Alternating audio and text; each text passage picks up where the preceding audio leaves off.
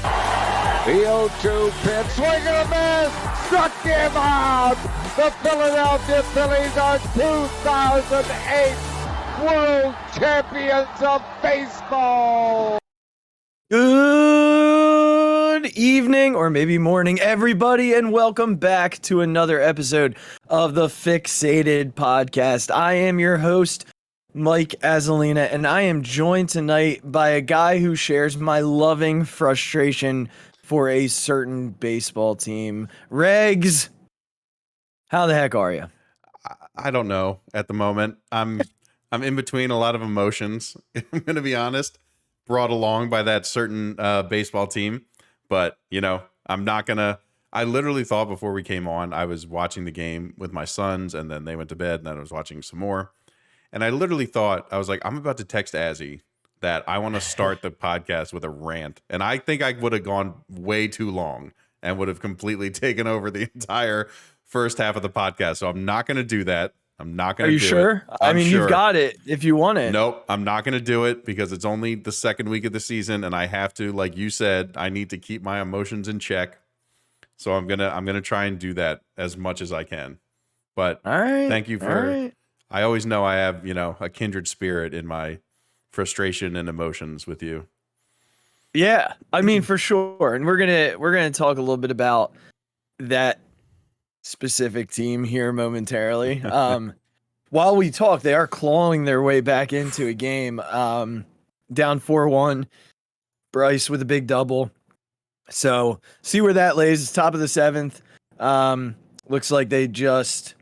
Yeah, Castellanos made the final out of the inning. So, I mean, but they cut back into it. They have 6 outs left, and, you know, they can do a lot of damage in that time if they can keep it 4-3. So, Regs, I mean, obviously, you know, all the excitement surrounding this baseball team coming into the season. I don't know if it matches the excitement about Warriors baseball. We need that update. I know because I saw you at the game this weekend. That's but right. we need that update, man. Yep, Tell us how they did. I gave you a little preview. So springtime is, as we've said, doubleheaders on Saturdays. Game 1, we show up. We literally play the best baseball game these kids have ever played in their whole life. We got 2 double plays, which is unheard of. I'd like to toot, you know, my son's horn. My oldest son, Cole, made 2 fantastic plays at second base and got the biggest hit of his life, hit it into the outfield on the fly, which is another rare thing that happens in 8U baseball. So very proud of him for his performance during game 1. Came out, you know, won 6-1. Kids feeling good, and then the weather turned. It got cold again. And I swear to God, you'd think we lived in Georgia or Florida or Arizona, the way these kids just absolutely shut down when it starts to get windy and cold. So second game didn't go as well. Pitchers weren't hanging in there for us. Lots of walks, lots of just bad play, lots of not paying attention. So went 1-1 on the weekend. I had to cut it off. We were there at 1:00 and the game started at 2, and it was 6:30, and we were only in the 4th inning of a 6-inning game. And wow. I told the other coach, like, we're done. Like, it's just at some point 6 hours of baseball for these kids is too much. They're just too young for that kind of stuff. So ended up losing 7-6, but happy. We had a really good practice yesterday. Looking forward to another good one tomorrow. But, you know, 1-1 in the league so far, so not bad. Not a bad start. No. I mean, you were right in that game too, 7-6 when it got called. We brought it back. It was like 7-1, and we brought it back. In like the last few innings, so like the Phillies, that's what that is. That's, maybe, you know, just some false hope here in Miami. That's right. Next week, man, starts the slow pitch softball league, so we'll have some updates. We'll have some double updates.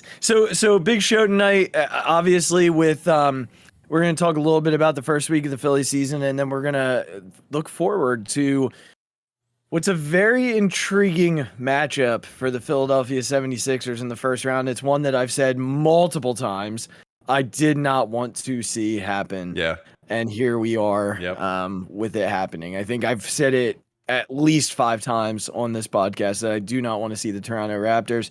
Yet here we are playing the Toronto Raptors in round 1. Yeah. So a lot to get into there. But Regs, I thought I thought through 6 games going into to the game tonight, I would do 6 thoughts after 6 games for the Philly season. Before I do that, though, any initial, and again, I know you don't want to go on a rant. You don't feel like you have to, but any initial thoughts about this team, anything that stuck out, both positive and negative. I have a little bit of both here on my on my list. So anything that you want to highlight here as we they're 3-3 through their first 6. Their first homestand, split it right down the middle, 500. And they're on a 7-game road trip between Miami and Colorado. So talk to us a little bit about, where you're at after 6 games and some of the things that you've taken away from the first. So I'll just go very quickly. I'm not going to elaborate on anything. I'm just going to reel off some things. As I said before the show, if Matt Vierling doesn't stop swinging at every pitch he sees, I'm going to lose it, because he's just he's just swinging at everything. And then let's lump a lot of guys together: Schwarber, Harper, Castellanos, and then Reese to a certain extent in these past few games. The first 2 games he was looking pretty good, and in the Mets series, and then in this series so far, he's looking. We're not seeing the Reese who was putting the ball into right field. He looks like he's just trying to pull the ball too much. And the other guys, just Castellanos to me might be the weirdest one. He just looks off. He looks like he's not catching up to fastballs, and you would think that guy just mashes on fastballs. But overall, the inconsistency is quite annoying. I'm going to say one positive thing: good for Alec Boehm. He took it on the chin. He admitted it, and you saw the reaction that the fans gave him. And I even saw a tweet, like Brett Myers tweeted something about it. Yep. And he said, all you have to do with this fan base is own up and be honest about things, and they will, right? Yeah. And they'll respond accordingly. And that's what they did. And so I was proud of him for turning it around, because I even tweeted on the Phixated account what I thought of him actually saying that. And then when I saw the video of him owning up to it, I tweeted again, good for that kid. Good for him owning it. I'm not too, the pitching's been okay. I'm not too worried about the pitching, except for the fact that Aaron Nola, when he loses it, it's gone. There is no in between anymore for him. He can't eke out an extra couple outs for you. Once he loses it, it's gone. And he just spins those breaking balls up there, and they're just like batting practice meatballs. So hopefully he gets his stamina built up and can give us 5 or 6, and then Joe will have a tight leash, with him once we kind of see it going downhill. But we know how Joe tends to like to leave people in. So overall, frustrating that we can't, especially with the Marlins, beat teams that we just really should win series against. I really hope the bats turn it around. And then I can just hope that the pitching, I'm hopeful that the pitching just stays here. I don't think they're going to get much higher. Hopefully they don't get much lower. Yeah, I think a lot of what you said resonates, pretty well with me. I do think Castellanos is starting to hit the ball better. He's got a ton of extra base hits already. I think for me, and this is not one of my 6 thoughts, but for me, the concern right now is Schwarber. Yeah. I'm not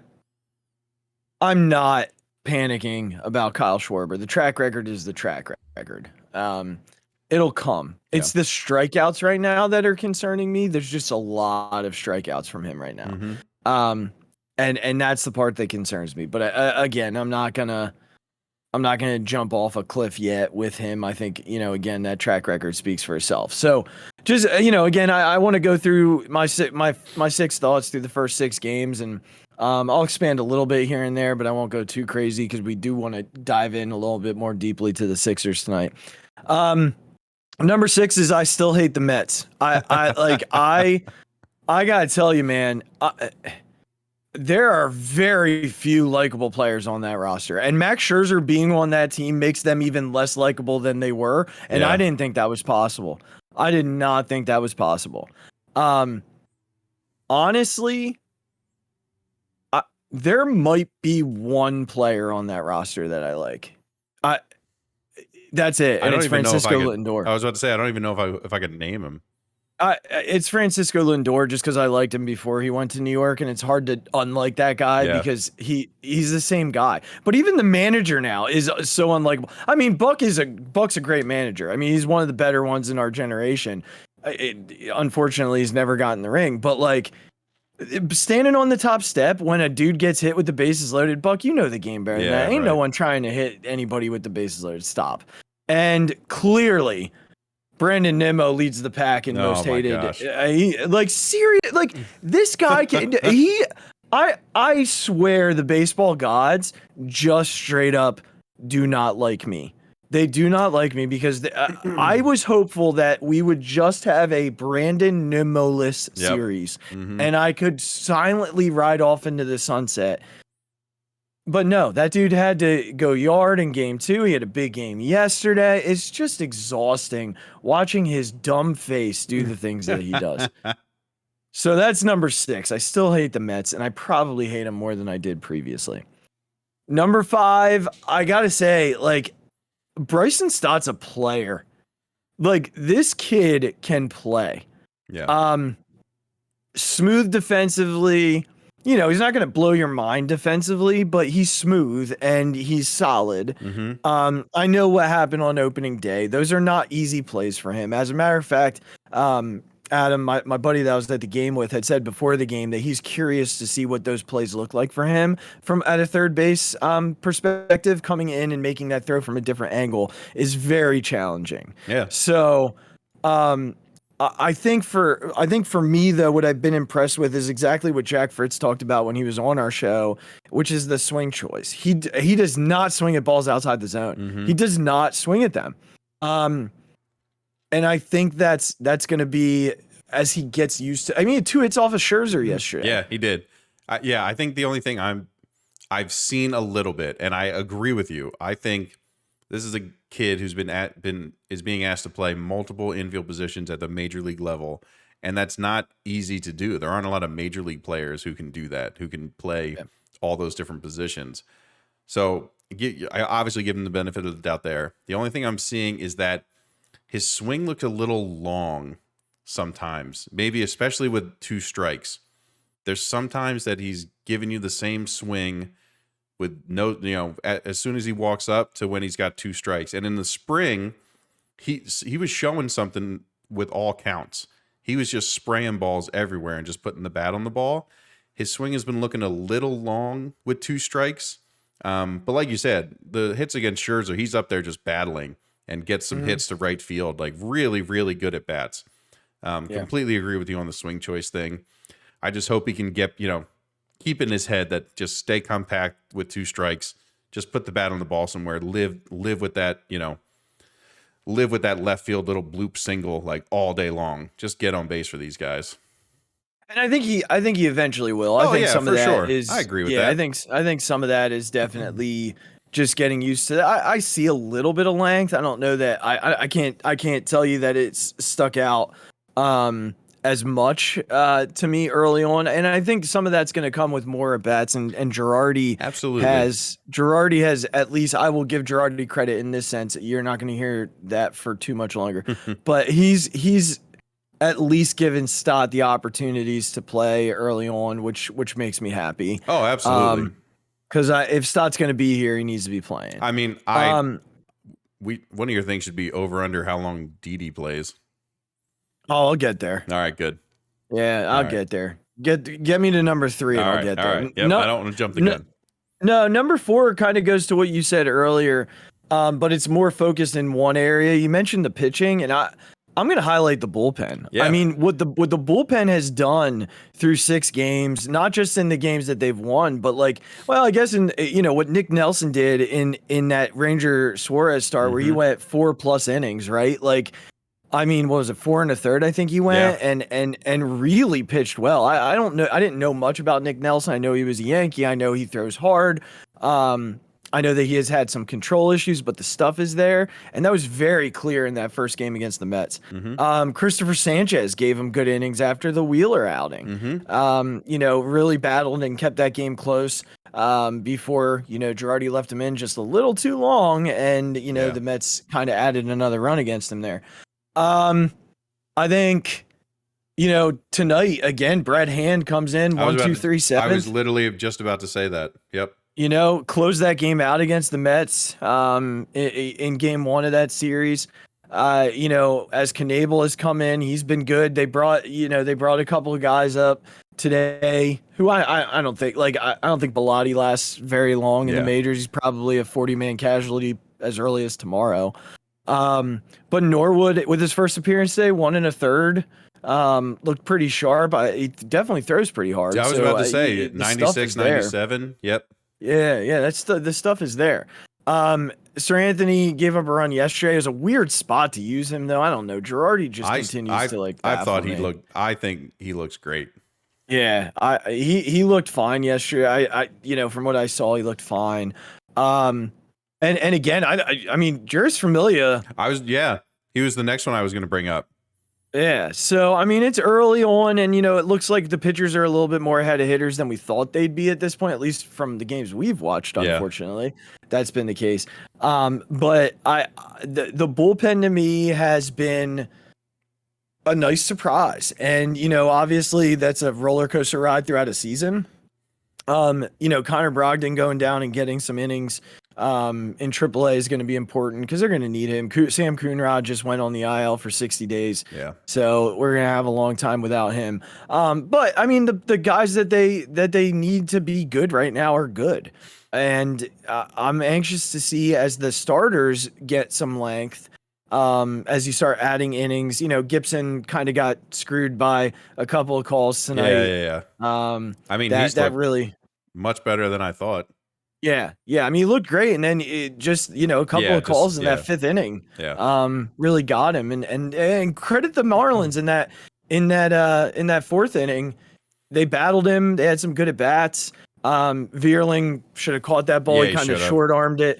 And we probably are looking at a 3-0 game still. Yeah.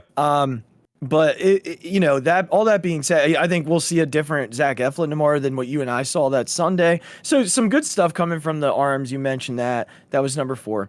I'm gonna get a little negative here. I'm turning to the manager. Should you my evil laugh? Wahaha. I mean, Regs, the manager. You know how I feel about the guy. I've made it no secret. And he just, I thought maybe the DH would help. It's not. I mean, he continues to just. I don't understand why you get 4 solid innings out of Nick Nelson. What do? You put him back out there, he gets in trouble. You have to have someone come in and bail him out. You did it with Christopher Sanchez the other night. You kept him in too long. We saw it on opening day with Nola. You put him out there 1 inning too far. Here's my question for you. Do we think this is strictly a Joe thing, or do we think Caleb hasn't got the balls yet to speak up enough? I just think it's Joe being, Joe. Because you think about it this way, he's pretty set in his ways and uses guys the way he feels he should. Mm-hmm. I mean, that you asked about Didi before. If it's me right now, Didi's not playing. At all. He's not playing. Camargo's shown enough to be the third baseman. You could easily and I'm okay with I don't know what Segura's situation is. He's with the team. They said he's day to day, so I'm going to trust in that. I feel like if it was a really bad situation, he'd already be on the IL. Yeah. So, to me, I think it is a day to day thing. He'll be back when he's ready. They said his shoulder was sore too. So if that's the case, we'll see what happens. But when Gene's ready, he's at second, Stott's at short, and I'm okay with Baum playing third as long as Camargo can be the defensive replacement. As I say that, Didi gets on base. Did he? I'm just like a second behind. Yeah, he got on base. I don't know what he did yet. That doesn't make up for what he looks like. So no, he's looked bad. I mean, it is what it is. But Girardi to me is, tonight he's managed the bullpen pretty well. And all is well there. He's singled. So he's managed the bullpen pretty well, and that's all fine and well. We're good with that. Yeah. But up to this point, there's been questionable decisions about leaving guys. And I know he's got to save other arms in the pen. I get that. We're not at a point where Zach Wheeler can go 7 innings. Yeah. We're not at a point where Zach Eflin can go, 5, 6. You're banking on Gibson to get you 6. He didn't do that tonight, so you're in trouble tomorrow. You're banking on Nola to get you 6. He got you 3. Mm-hmm. So, the bullpen, he's trying to get length out of guys, and in ways I get it, but when they get you to a certain point, you got to pull the trigger. Yeah. And again, I'm hard on Girardi because he replaced the guy that I really like. But I'm also, if he's gonna do the right thing, I'm gonna credit him that. And I already did that tonight when I talked about Stott.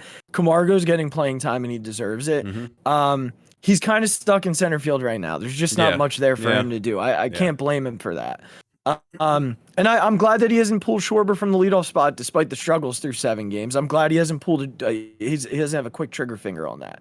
So there are things that I've appreciated, but I'm also a little frustrated with the length that he's going with certain guys. Which leads me to Aaron Nola, number 2. Regs, I've always been an Aaron Nola defender, but he's making it really hard on me to keep going with that. And I'm going to have to step off that train for a little bit because we're seeing the same stuff from Aaron Nola that we've constantly, there's just no put away stuff anymore. Yeah. You said it before we came on. You might have said it when since we've been on, but there's nothing there that he can't get you out of anything anymore. No. When he struggles, and when he's done. And that's pretty much it. And this team can't win without another guy at the top of the rotation. Yeah. Zach Eflin might turn out to be that guy. We saw tonight that Gibson's probably not going to be that guy. Ranger struggled his first time out, but that's not really fair to go at because he hasn't really pitched a whole lot. And this team was really banking on Aaron Nola to bounce back, and through 2 starts, and again, that's pushing the panic button. But here's what I've said to people throughout the day today. I don't know that it's as much panic button as it is. We're just seeing the same old stuff that we've seen the last 2 seasons. And that's not good. That's not going to win us baseball games, and it's certainly not going to win in October. Yeah. So unless there's a real 180 coming down the pike here for him, I'm concerned about Aaron Nola. And I think that starting pitching is going to have to be the route they go at the deadline. We said that before the season. And early on, that's what I'm feeling right now with him. So that's number 2. And then I'm going to end it with this. All these negatives, with all these negatives and everything that we've said, it's still only 6 games yes, and 7 1/3 innings in. Baseball's a long season. And there are going to be lows like this. It just stinks that the first week of the season feels the way that it feels right now. I still think this team's a good baseball team. I still think that the best is in front of them. I think the right guys are going to hit. I think the right guys are going to get it together, in length on the mound. I think the bullpen is improved. It's going to come down to Nola. It's going to come down to this offense. Yeah. And, we've seen a couple of signs from Bryce over the last day or 2. That are better, a couple of good swings the last couple of days here. So as long as that continues, I'm not panicking yet. I'm very relaxed, and we'll see what happens. I think that at the end of the day, it's hard to judge a baseball team over the course of 7 games. Yeah, I think. Myself, it's 5% of their season. Yeah, myself included in this. I think we just wanted to feel excited for a little bit longer. Mm-hmm. Mm-hmm. I think we came in with so much excitement and hype with this team, and to come out like this, really takes the wind out of your sails when all you're looking to do is fly for 2 weeks, right? Yeah. Just give us a series. No one said you had to be perfect. Just give us 3 series wins in a row, 3-2-1. Right. Go 6-3. Awesome. Yeah. Great. Everyone's still going to be excited. Just no one's going 0 for 18 or, like Schwarber or all the, Veerling. No one asked you to be perfect. I don't think that's a proper expectation, but just let us be excited for a little bit longer than 2 games. Right. And I think, Regs, one of the interesting things about baseball is that it is such a snapshot sport. So because there's so many games. Yeah. So throughout a season, especially, the beginning of the year always brings excitement. Eric Kopp Sorry, I'm just seeing here. Okay. I think the Phillies might have just grounded into a double play to end the inning. Miami challenged it, so that would be a nightmare. But I think, Eric Kopp has said to me before, like, there's all this pomp and circumstance about opening weekend and the first week of the season, and teams go 0-3 and they think the season's over, and because it's just because that part of the season is so unbelievably built up. Yeah. If you get swept in the middle of July, nobody cares. Right. If you get swept in the first weekend in April, people are ready to jump off the Ben Franklin. Mm-hmm. So, we obviously right now you just said it, we're frustrated. We wanted to be excited. We wanted to be 6-3. And it's hard not to be right now, to be 3-4. But if the Phillies go 8-3 in a stretch in August and they're still in it, we're going to feel just as good about that. Or if not better, because, you're going on a run at the right time. So all fair points.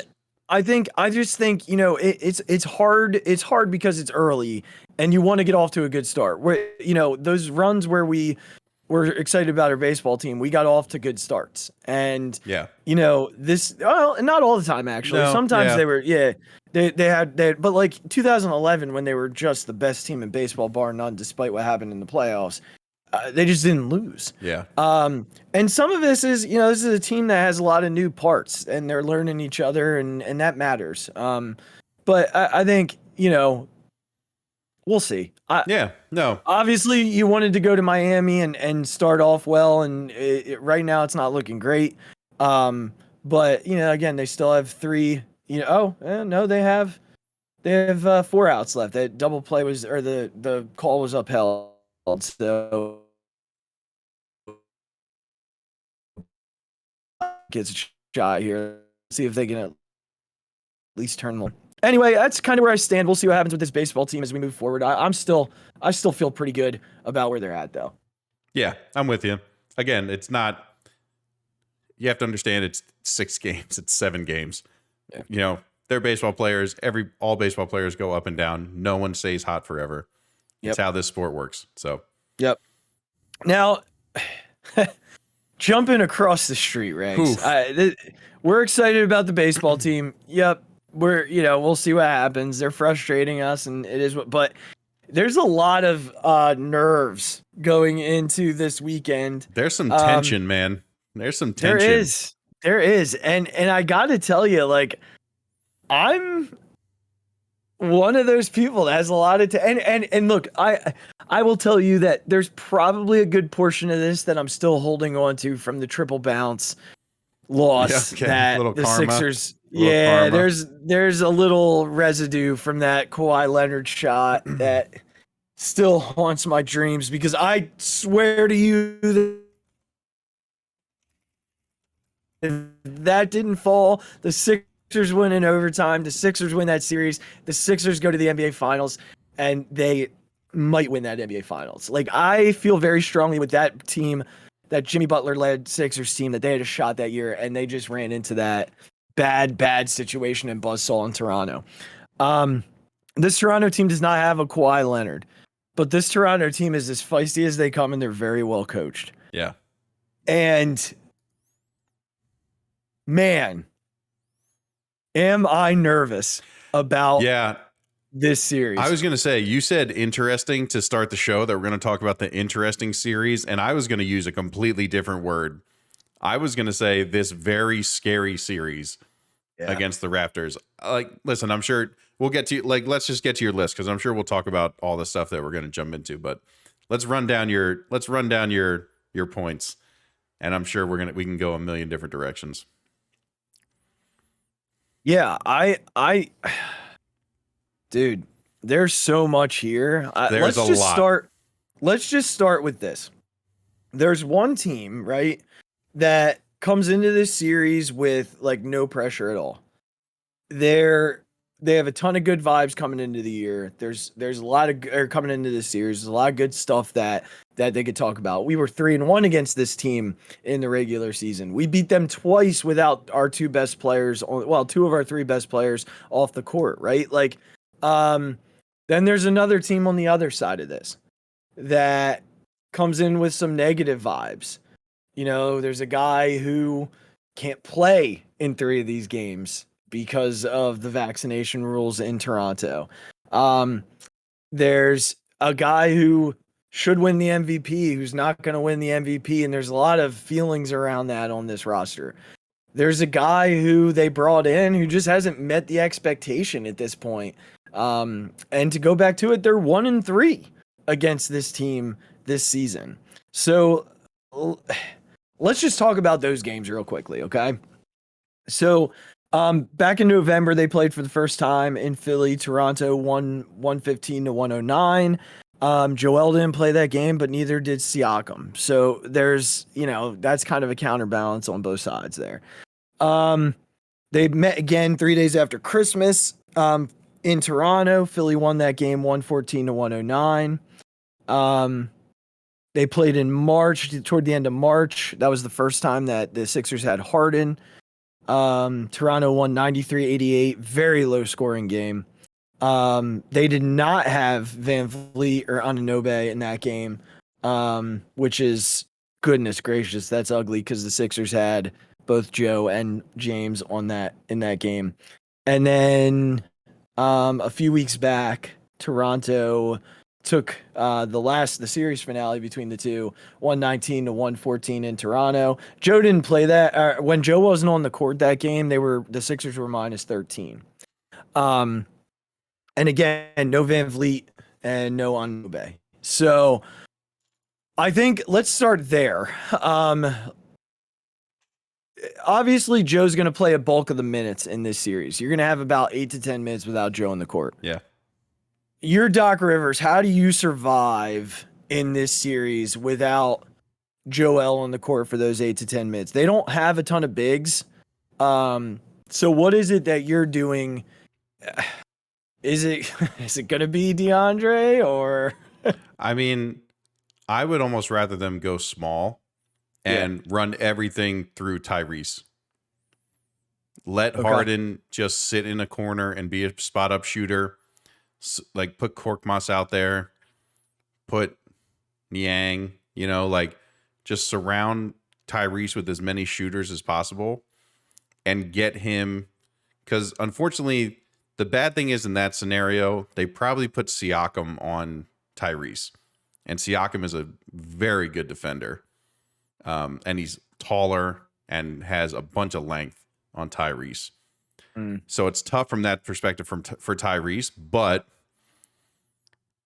it's kind of one of those situations where I want to take the ball out of Harden's hands because I think he'll just go back to Houston Harden and just be trying to hit a bunch of step backs and everyone will just be standing around doing nothing. So I kind of want to give the ball to Tyrese and let him cook. Let him be the facilitator. Let him try and beat guys off the dribble and then kick to the open shooters. I don't think you play DeAndre Jordan. Because why? What's the point? Why do you need him out there? He's a useless hunk of nothing at this point. So I think for me, I agree to an extent that I'd like to see them go small, but I think in terms of being small and going small, that I want to see Paul Reed get a shot. He said after the last game that in the playoffs, if a team went small, if they were small, that Paul Reed would be the guy to spell Joe. Well, this is going to be a true testament to that because there's not, there aren't many teams in the East that boast like that backup center that's big. Yeah. There's maybe a couple. I'm trying to think, like Lopez is one of them, right? Like, I guess you could talk about him. Drummond is one that you could talk about as a guy that you would probably use DeAndre against. But other than that, I think Paul Reed basically matches up with everybody else. And again, with a team that rebounds as well in the offensive glass as the Raptors do. They're the best offensive rebounding team, at least in the East. Paul Reed's feisty. And he's not going to allow. He might get in a ton of foul trouble doing it, but you only need 8 to 10 minutes out of him. You don't need a ton of time, and you need somebody who's going to be aggressive, play hard, can catch a lob, and do something with it. So I'd like to see Paul Reed. I think it's a great idea. I forgot about Paul Reed. If I'm going to take the mea culpa, I think that's exactly right. I'd really like to see that, and I think I'd like to see,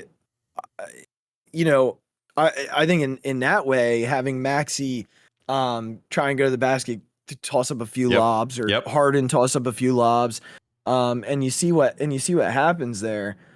I think Paul Reed's probably the right move in this series, and we'll see, because again, we're going to talk about the coaching matchup a little bit, in a few minutes, and Doc worries me. He's another guy who's thinks he's just smarter than the room, and just never trusts young guys. He just never trusts guys that he doesn't know. Right. And he talked a lot about in the press conference that we're not doing a Paul Reed victory tour. Like, I mean, if I'm a young player and my coach says that, like, I can't wait to play for a new coach. It's so stupid. Like, it just I would be so excited for a new head coach. Your only job as a coach is to build these guys up. Yeah. And give them as much confidence as possible. So, oh my God, I'm going to go on an unbelievable tangent right now. But the 7 people who went to E-Town and understand what I'm talking about are going to realize this, and it's going to be very quick. But only because it absolutely relates to what just happened. So, I played basketball for Elizabethtown for a year. After my freshman year, we go to Germany on a trip, and we play basketball in Germany, the whole basketball team. It was one of the greatest experiences of my life. But we play actual basketball games against teams in Germany, and we beat every single one of them by almost 30. We were playing like high school kids, I thought, at one point. But anyway, during the trip, I don't play that much. They just kind of look right past me on the bench. Again, I'm not the greatest player to ever live, so that's fine. It is what it is. But when we get back, I go to my assistant coach and I ask him, I say, Coach, like, what am I doing wrong? What do I have to do, right? What do I need to do to get better, to have coach look at me, to give me a shot?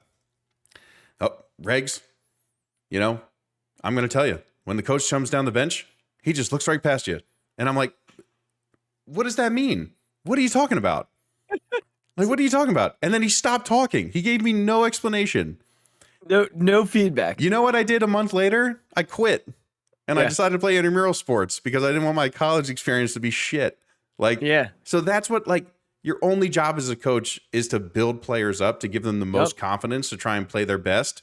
And for Doc to say that in public in a press conference is just beyond dumb. It's beyond dumb.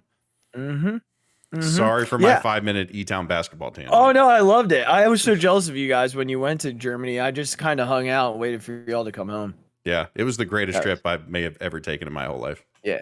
Oh, I'm sure. I remember. Besides my honeymoon. Remember this. Yeah, make sure you say that. Angie loves you. So I definitely think it's a perfect connection. I mean, there are so many times where I think coaches either positively or negatively impact players. Not just in their interactions, but just the intuitive part of what they do, right? Like it's that feeling of, I can tell my coach doesn't appreciate my work and what I do on the court. You can and there's something to that. Yeah, you can feel it. There's definitely something to that. So, Paul Reed hopefully gets a shot in this series. We'll see on Saturday night what Doc decides to do. I'm not confident though. I don't know that he's going to do it. I think he thinks he's smarter than the room and he's going to try and win games. And look, if this is what he decides to do, this is going to be the end of Doc Rivers, and I'm okay with that. Yeah. Yes, I want them to win, because I will say this, Regs, if they win this series, I feel really good about their chances of moving on after that. Like, they can beat the Hawks.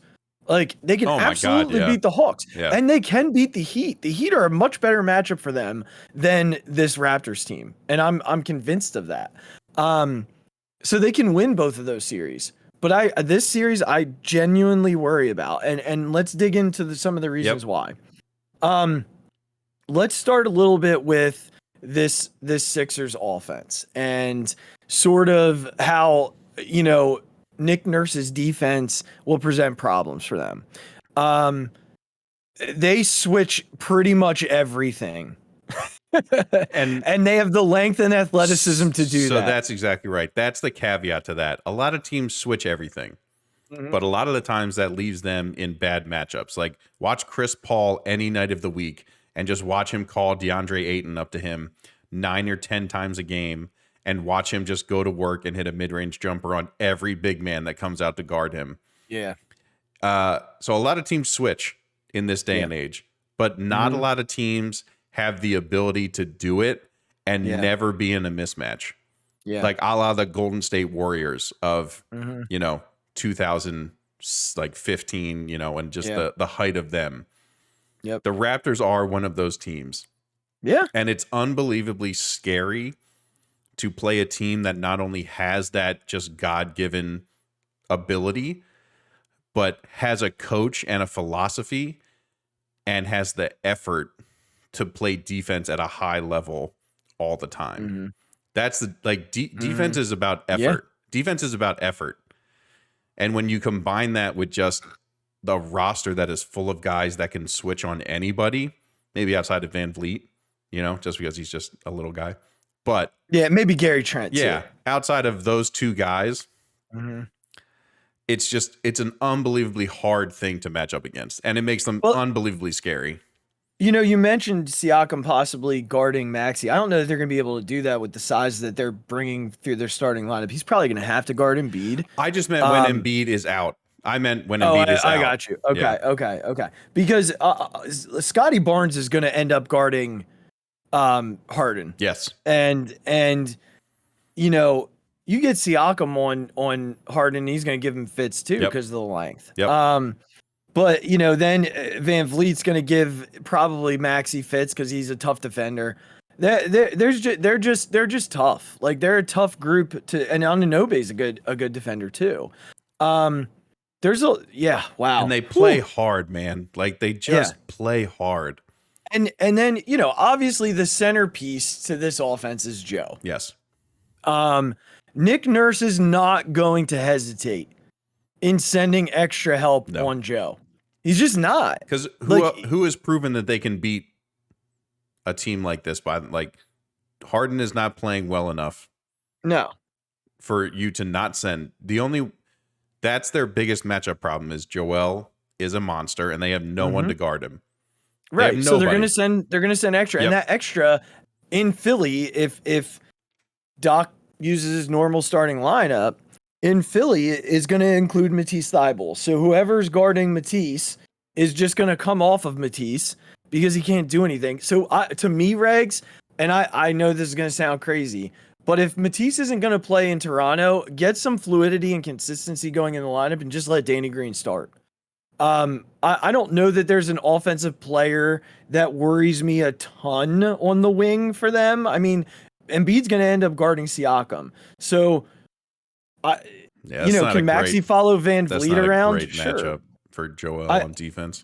No, it's not, but there's no one else for him to match up against, truly. So, Van Vliet's probably going to get Maxey, and I guess you just let Danny Green follow Gary Trent around and just hope he doesn't go off for 30 with, 10 threes. That's the other issue, right, is that in Philly, you throw Thybulle on Siakam.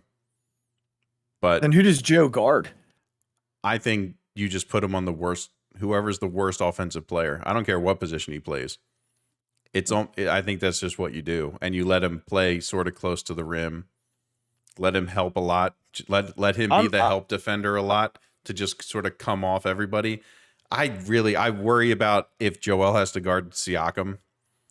Siakam's just too good and is too good from the perimeter. And Joel at this point, listen, is still a top defensive player, but we can't afford him to get that tired on that end of the floor when we're going to need him as much as we're going to need him in this particular matchup on the offensive side.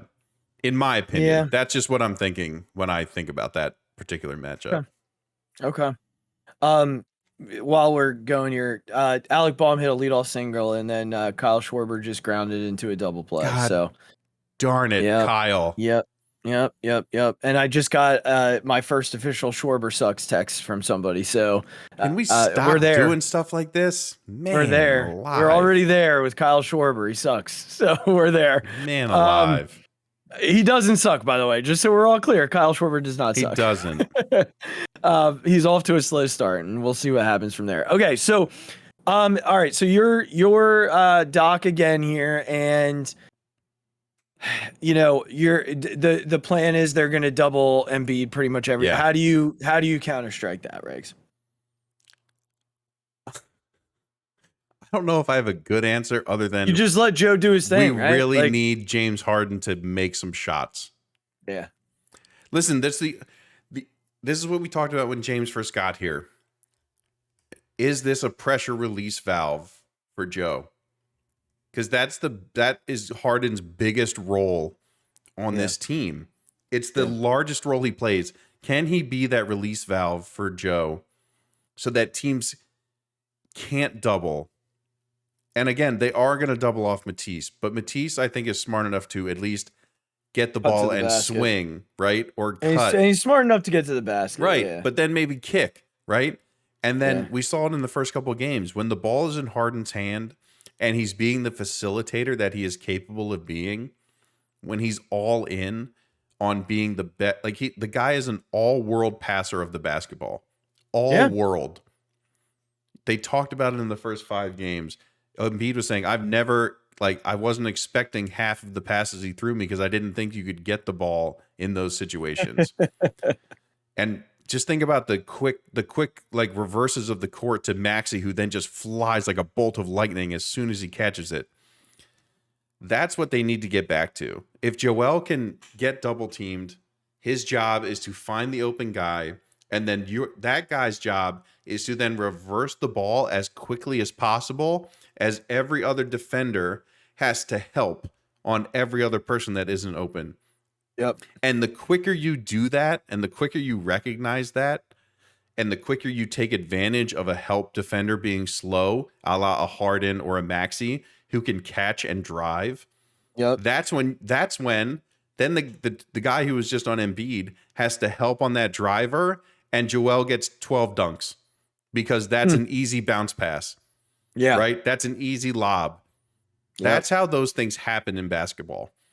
The problem is right now, they could almost send 2 guys at Joel. They could almost triple team him. If Harden Harden is shooting like he is, Maxey is still not a 3-point threat. Let's be honest. But he's shooting a lot better though. No, right. But still, over a 7-game series, Tyrese is not going to shoot 40%.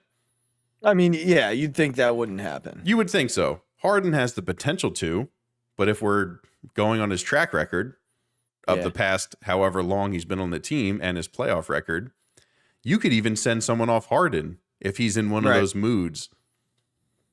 It has to be the mindset that these guys have to go in here with.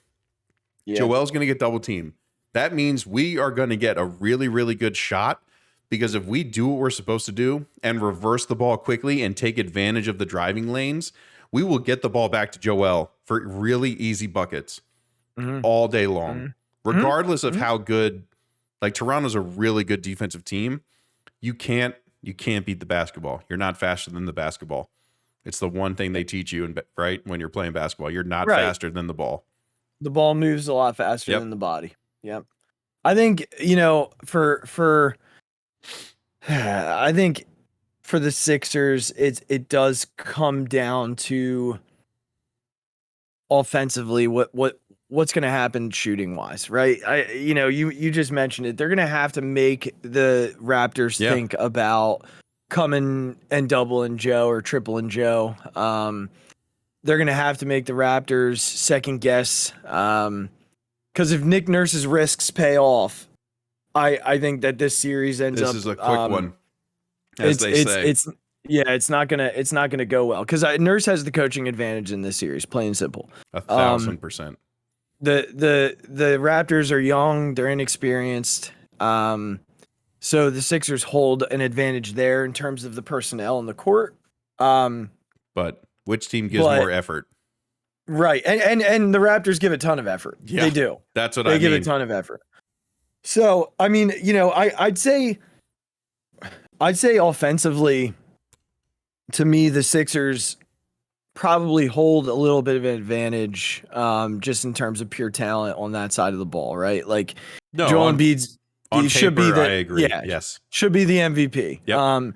If James Harden finds another year, which we're all hoping exists somewhere in that, in that body, then there's no question. Yep. And Tyrese Maxey has, continued to evolve as a slash and shoot threat in this league. So if that happens again, like that offense is really tough to say that they're not, That being said, the Raptors defense, hustle, rebounding, all outweighs what the Sixers will do in those areas.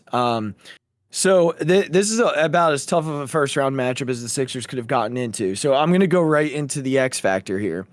I'll give you mine, and then you throw me yours. All right. To me, the X factor in this series, and it sounds weird, is Matisse Thybulle. And it's the Matisse Thybulle effect is what I'm calling it, more so than anything.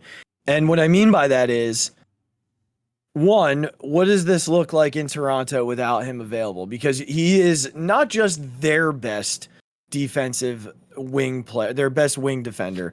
He's one of the league's very best. I was listening to Simmons and Russillo talk about their all defensive teams. They had him on the first team all defense. There's no question. Yeah, that's how good he is. He's probably I'm trying to think of a better wing defender in the league, if I'm being completely honest. Marcus Smart, maybe. I'd say I was thinking Marcus Smart's probably up there in that conversation for sure. Yes. That being said, he's in the top 5. If this is gonna, yes, easily, I'd put him in the top 3 of wing defenders. But if you're gonna miss him against any team, it's not good against this team. It's good. It's not good, but I honestly, I'd want him against the Heat, for sure. I want him against Brooklyn for sure. If you get there, I'd want him against the Hawks for sure. This team, I look at and I'm not like, all right, this is the player that Matisse has to follow around the floor, right? They have threats. So here's my only counter to that. Mm-hmm. Matisse on the defensive end, from an effort standpoint, gives probably the most on this Sixers team.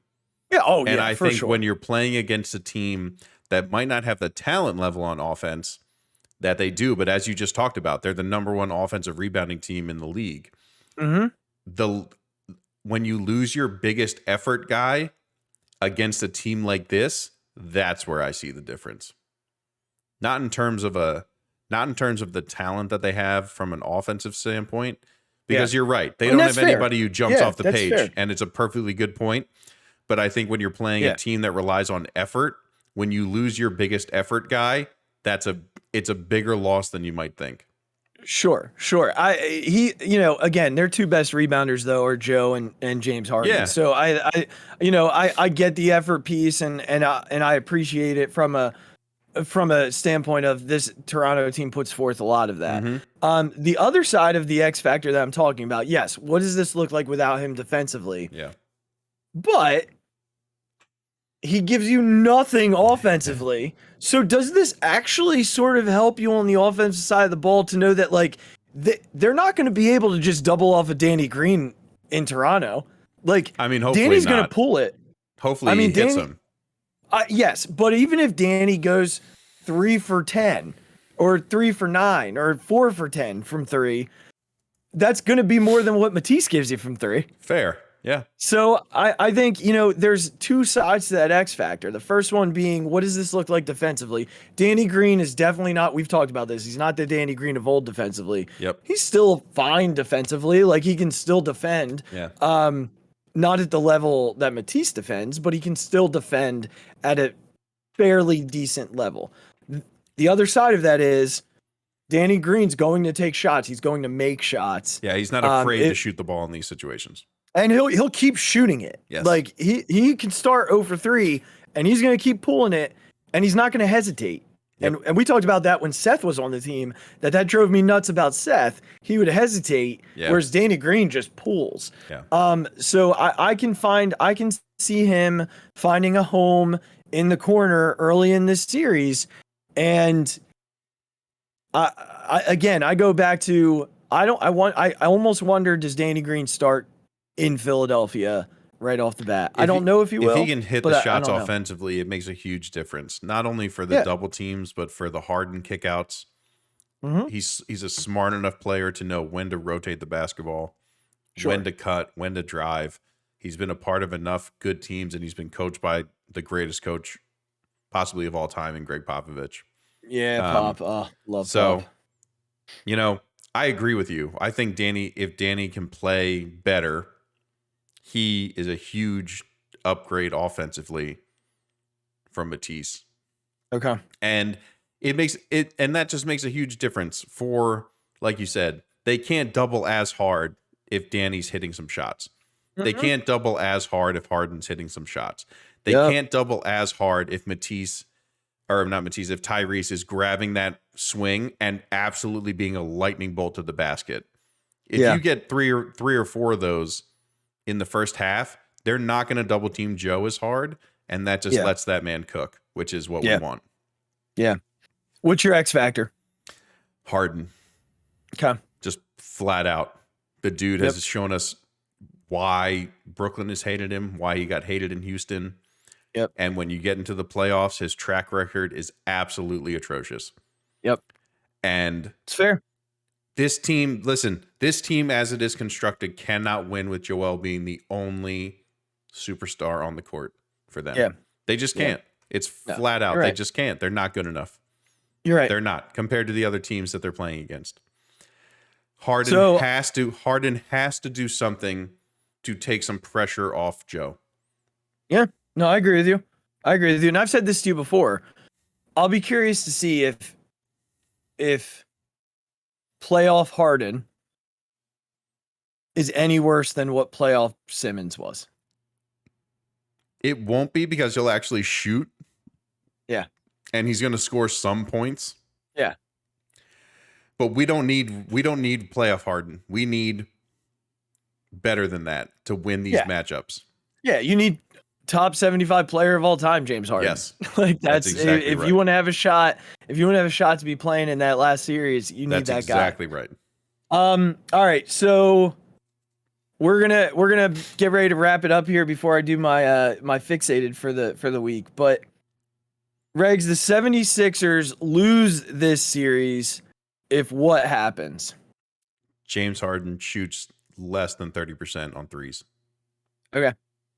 I've got the 76ers lose the series if Siakam outplays Harden and Van Vliet outplays Maxey. Yep. If those two things happen, that because no one on let's be honest, and again, great amount of respect for Toronto and the way they play, and Nick Nurse but no one on that team's outplaying Joel Embiid in this series. No, it's not happening. Nope. The guy's the MVP of the league. I don't care what the writers say.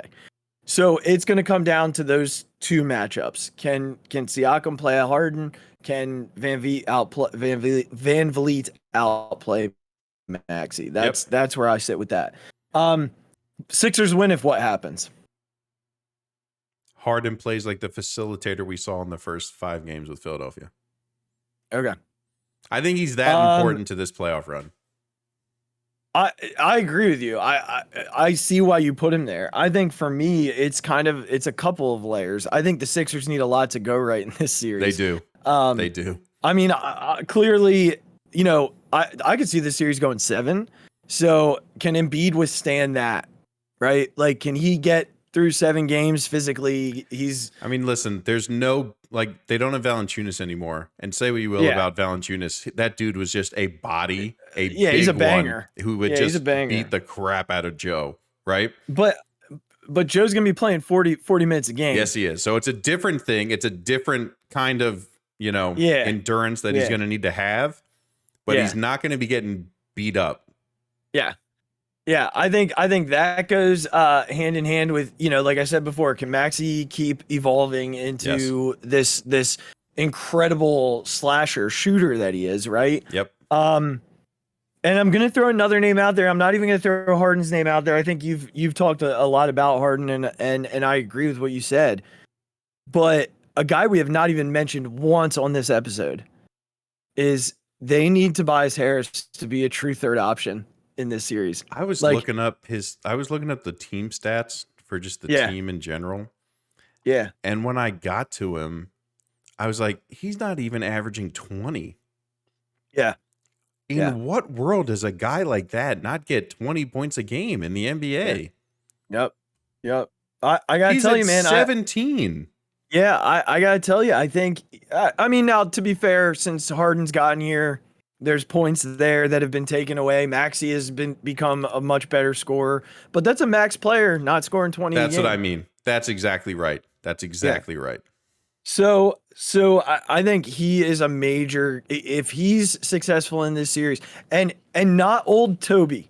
Toby right. who settling for jumpers. Wants to go to he doesn't want to, like, not going to the basket. Yep. Like this, the new Toby is, I got to spot up. Like, I got to spot up. James is going to get me the ball on the wing, and I'm going to have to, and in the corner, and I'm going to have to make some threes. Like, I don't want him not going to the basket, because when he's on the floor by himself, he's going to have to. Yeah. But for this offense to be effective, we saw it's most effective when he's spotting up and not hesitating, taking those shots, because he's going to have to. Again, I don't care if he's 0 for 3. I don't care. He's going to have to take those shots. And Toby's had a rough year with this fan base. Yeah. So this is his chance. It's a brand new season. Everybody's 0-0. And everybody's stats are wiped clean. So Toby can really turn it all around, and not go missing in the postseason. We cannot afford to have number 12 missing. You want to go back to the Sixers win? I'll give you another one. The Sixers win if Tobias Harris averages over 20 points a game. There you go. Get it out there, Regs. Do it, baby. They win if that happens, for sure. So final prediction. Winner, and in how many games? 4-3 Toronto. Oh, no. Oh, my God. I got to lean away from my microphone. This guy. Do you want to, I'll give you a little bit of why. Yeah, go for it. I don't trust Harden to step up. Okay. And I think Joel will average literally 35 points a game. Honestly, I really do. There's no question in my mind that they have nothing to stop that man. And he's proven it all season that there's very few that can. No one can. My biggest thing is that the unfortunate part of this team right now is that Harden is the second option. Mm. And when he's playing like he is, or how he has in the past in the playoffs, that means Tyrese doesn't get the ball in his hands where he should to take advantage of his speed and his ability to drive to the basket. That means Tobias isn't getting those catch and shoot looks that we're talking about. That means Danny Green isn't getting those catch and shoot looks that we're talking about. Yeah. The Raptors are going to do all they can to stop Joel from beating them single-handedly. That they will. Nick Nurse is too smart of a guy to not make that his priority. And that means this offense is going to rely on James Harden's ability to facilitate it out of a double team from Joel Embiid. And right now, he's not shooting good enough to break him out of it because he can't make threes. And when he's back to relying on that step back, it means he's not getting the other guys involved. And that means this team loses. Okay. I don't like it. I'm going to preface again. I don't like it. Yeah. I don't want to say these things. It's just the reality that I'm seeing. Yeah. 4-2 Sixers. All right. Yeah. I can see this easily going 7 games. Like, there's no doubt in my mind. I can absolutely see this going 7 games. I just think there's a couple of chips on the shoulders of some of these Sixers. I think Harden hears the noise. It's very clear he hears the noise. Mm-hmm. So I think we might see a different gear in this series from him. I don't know if he can do it the whole playoff, but I think we might see a different gear in this series. I think Joe still has that really bad taste in his mouth from that series few years back. Yeah. 2019. And I think that's really going to motivate him, along with the fact that he's pretty much aware he's not winning the MVP, which is trash, and will be fixated for another day when it's official. Jokic is really, really good. I'm not disagreeing with you. I'm just saying it's not as far apart as you think, but I totally agree with you. Regs, I know that. Listen, I know how good you're Jokic thinking. is. I know how good he is. I get it. This is a conversation. Yep, we're gonna have it later. We are going to have different episode. We are absolutely going to have it, because I feel the same way about Giannis. I feel like you couldn't go wrong with any of the three being named the MVP. Couldn't. You're right. But I have a very fair argument for this. I believe you. So I think that's going to motivate him. I also think that Tyrese Maxey is ready for the big moment, and I think if those three are right, and you get the role playing scoring from Toby, and Yang can add here and there. I think Shake's been playing at a high level recently. So I think they're gonna find it. And again, just give me some Paul Reed. Just give me some B-ball Paul. Just give me basketball Paul. It's all I want right now. So we'll see what happens. But I think the Sixers win this series, and I think the Sixers beat the Heat, and then I think it comes down to an Eastern Conference Final matchup that we're all waiting for. Brooklyn. Mm-hmm. Yeah, we don't beat Brooklyn. I don't think we do either, but I think it's going to be a really fun series. Yeah. So listen, my last thing before the Fixated. I think Matisse not making the trip up to Toronto is going to be a huge deal. When you lose your best defender and you're not a good defensive team already, it's fair. I think the difference in that is gonna be enormous. Yeah, it's fair. Full stop. What are you fixated on, buddy? I mean, so the Phillies lost again. Yeah, they did. 3-4.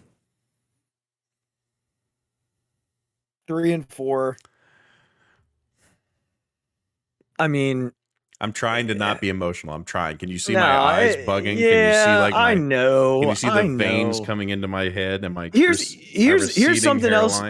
Here's something else you have to know. Like the MLB app doesn't even have the standings like loaded on the bottom of the screen right now. That's like how much it matters at this point. Yep. I'm looking to see if anybody else in the division is winning tonight. The Padres are beating the crap out of the Braves. Love that. And the Pirates beat the crap out of the Nationals, and the Mets didn't play tonight. So everybody take a deep breath. The Phillies are 2 games out of first place. Breathe. Okay, so that's not what I'm fixated on, actually. I just wanted to lead into the fixated. So you actually mentioned this at the beginning of the show, and you talked about Alec Baum and the situation kind of briefly there. So I this is what I am fixated on right now, because kind of two buckets that I'm fixated in with the same situation. For those of you who don't know, this week on Monday night, Alec Baum made 3 errors in 3 innings, which sounds ridiculous and crazy, but not surprising for Alec Baum, unfortunately.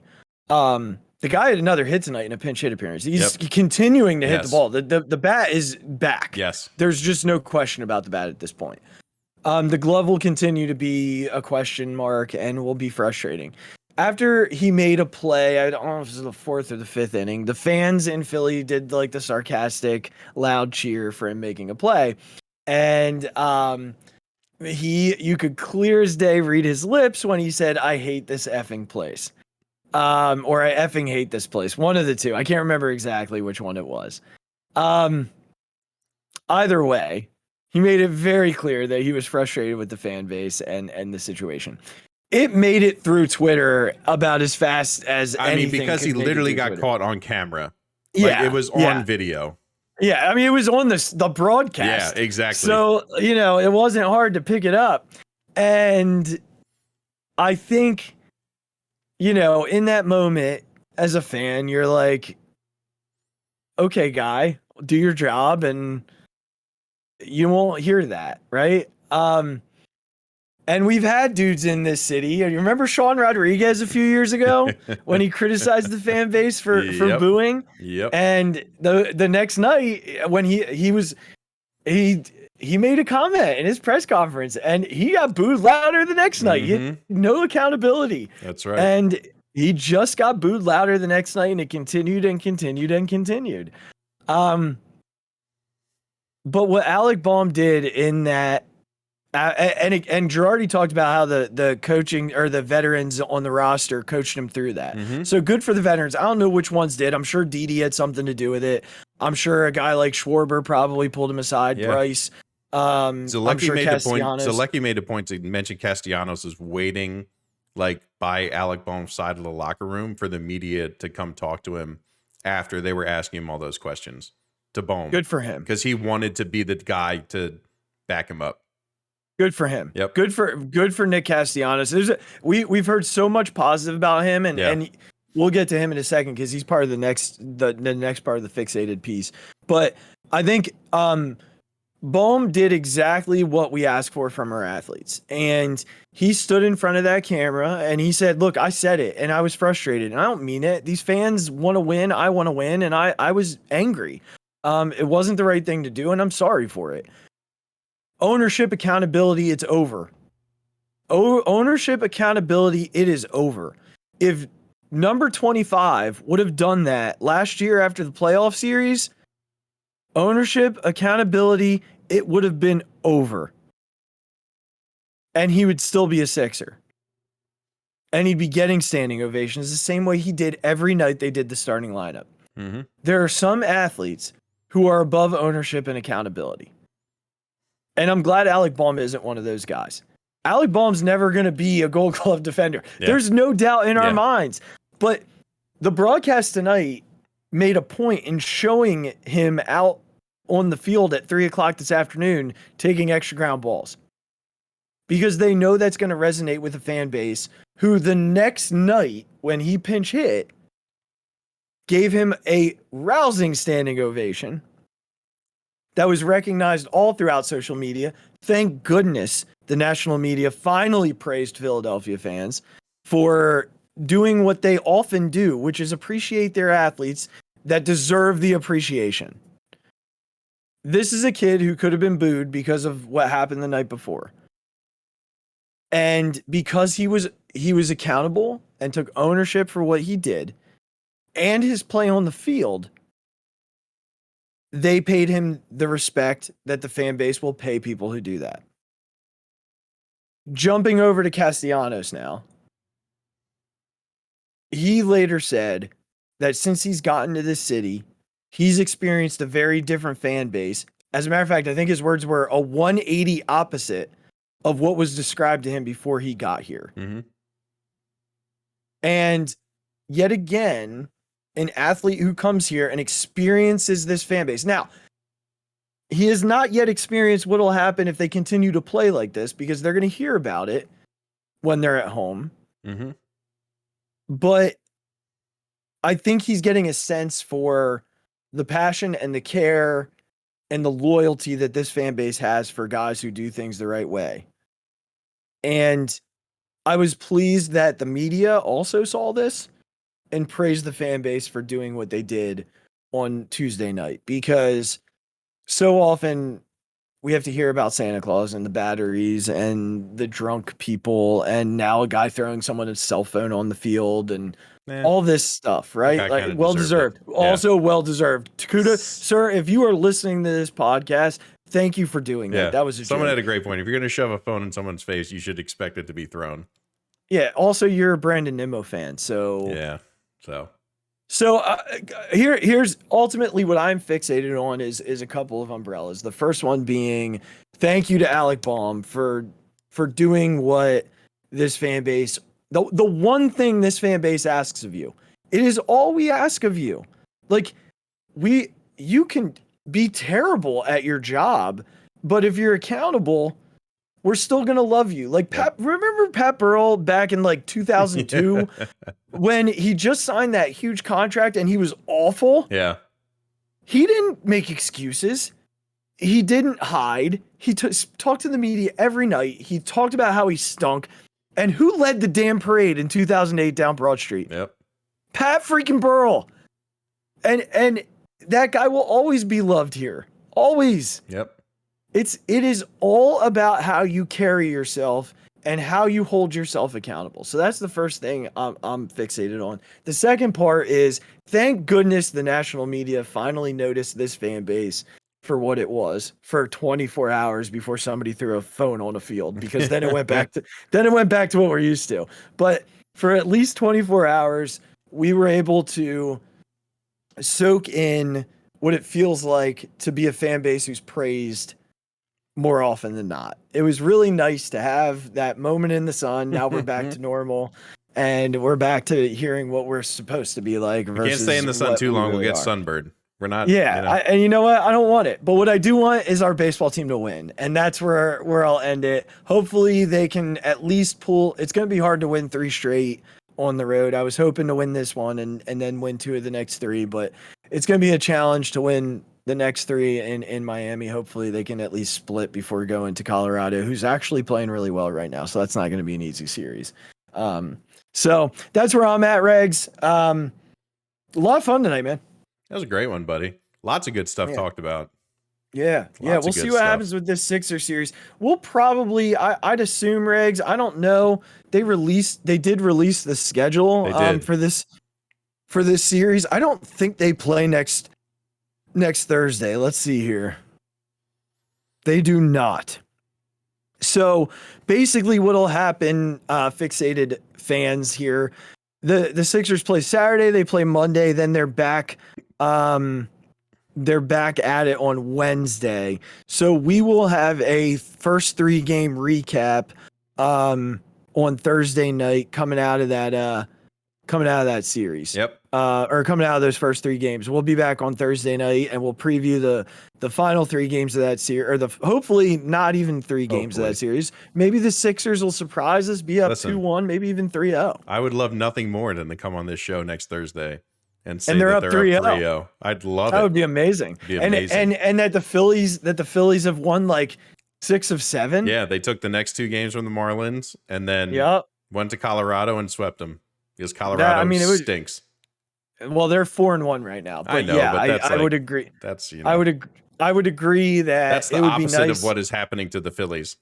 What would be nice, Regs, is a solid 6 out of 7 from the Phillies and at least a 2-1 lead with the Sixers. If we're back here on Thursday night and that's the case, we're in a really good mood coming into that show. Yep. If, on the other hand, the Phillies go and lose, 5 of 7, 6 of 7, and the Sixers are down 2-1, I don't know that anybody's going to want to listen to this. It's going to be a sullen Thursday night podcast. That being said, everybody, if you are enjoying your Phixated experience, make sure you share our podcast, share all of our Twitter feeds, our Phixated fan page on Facebook. You can follow us at the Phixated Pod on Twitter. You can certainly depend on us to be commenting on Phillies games. Tonight was a lot of frustration tweets. You can definitely count on us to be tweeting about the Sixers playoff series against Toronto over the coming days. And don't forget, the NFL draft's right around the corner. So make sure you follow us on the Phixated Pod. Make sure you subscribe to our YouTube channel, and make sure that you subscribe to where all of our podcasts are posted. You can find them on Spotify, on Apple Podcasts, and many other platforms as well, all on the B&B Podcast Network. And then last but not least, you can follow me on Twitter at the Mic Drop 5. Regs, is tonight the night I can share your Twitter feed or no? Nope. Don't worry about me. Follow the Phixated Pod. Follow B&B Podcast. All right. That's it. Ladies and gentlemen, thanks so much for listening. We appreciate all of you. Go Phils. Go Sixers. And you know what? The draft's coming. Go Birds. We'll see you next week, guys. Hopefully we have some good news to share and some good baseball and basketball performances to talk about. Thanks for listening, everyone. We'll see you next week. Take care. Thanks, everyone. Positive juju to all the Philly teams. Oh, my God. Deep to right field. Way up there and way out of here. The Philadelphia Eagles are Super Bowl champions. Eagles fans everywhere, this is for you. The 0-2 pitch, swing and a miss, struck him out. The Philadelphia Phillies are 2008 World Champions of Baseball.